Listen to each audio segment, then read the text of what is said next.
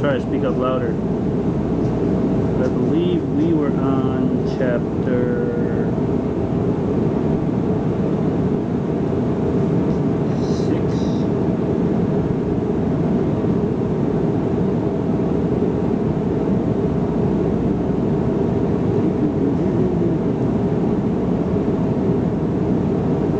No, I think we're on chapter 7. Nope, chapter 7. Forgot to use the thing. So, now there are 4. I'll run upstairs and see if my room is unclean. Ryla's voice was so breathy, she hardly recognized it. The disappointment in her mom's eyes told her she lost ground in her ongoing battle to convince Sparrow that she was responsible.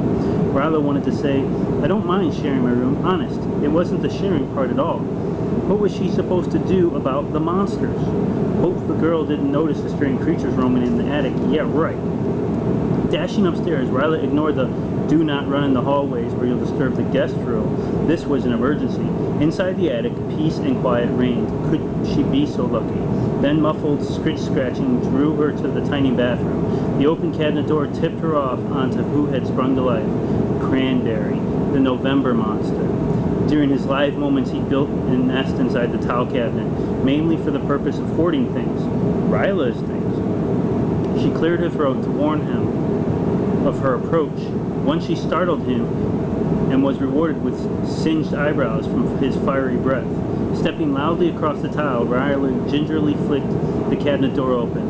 Cranberry pawed rapidly at the tiles as if to hide something. Ryla sat cross-legged on a round rug. The monster's fur matched his name and was sewn in wavy layers like fuzzy scales. His face was most animal-like of all the monsters, dominated by a long, narrow snout. A row of the furry ridges cascaded down the back of his head, disappearing beneath a nubby wool sweater. Cutouts allowed 2 tiny wings to emerge. Ryla figured the wings were ornamental. Once Joshua tried to teach Cran how to fly by tossing him in the air and flapping his arms to show the monster how to flap his wings. Cran loved it, immediately bonding with Joshua, even though the poor thing kept crash landing on the waterbed. The flying lesson had left Ryla on the floor in hysterics. She figured Cranberry thought Joshua was his mother. Hi, Cran, Ryla cooed, hesitant to move too fast. What are you hoarding today? Lifting a corner of the wasp cloth, she found a half-eaten yellow ribbon. You stole Bo's dinner. His smoldering look read, if I find it, it's mine. No way was she going to get the ribbon away from him. Well, Joshua will be pleased to know you're back with us. Cranberry licked his snout, much like Taka did. Curling into a ball, he hung in his front paws over the edge of the towels, batting in Ryla each time she tried to peek at today's treasures. Suddenly, Ryla remembered why she was there. Better subdue the monster with food so he'll nap and be quiet. Digging through the dresser, she found a stash of acorns. Then she fished Cran's birth announcements from the cookie tin to remind her what else he liked to munch. Monster of the Month Club, November selection. Name, Cranberry. Gender, male. Homeland, China. Likes, acorns, pumpkin seeds, apple cider, and keep away from matches. Ryla scoffed at the warning.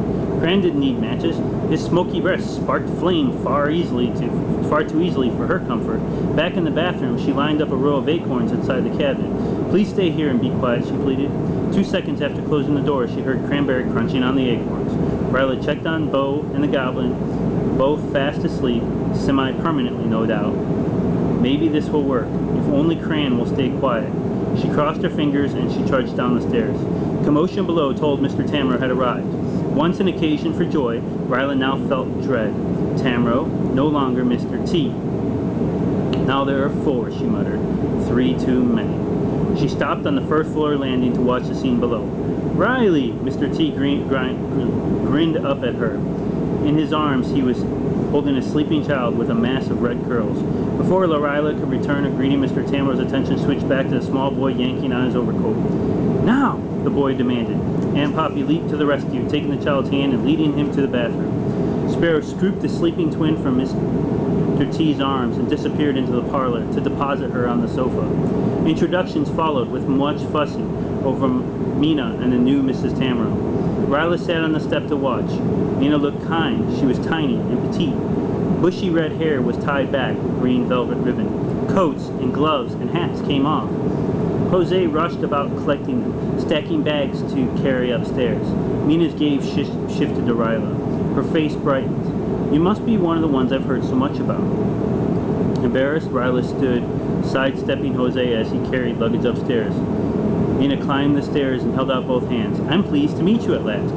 Ryla had been so prepared not to like the new Mrs. Tamro, and she didn't know how to respond, other than to squeeze Mina's hands in return, and hope she spoke again because her soft Finnish accent was very appealing. Mrs. T bounded up the stairs and scooped up Ryla into a hug. Of course Mr. Tamro would marry someone who was kind and gentle like him. This shouldn't surprise her. Ryla peeked over his shoulder and returned Mina a smile. In spite of everything she'd been feeling, she couldn't help but like Mr. T's bride. And those redhead twins, she wasn't too sure about.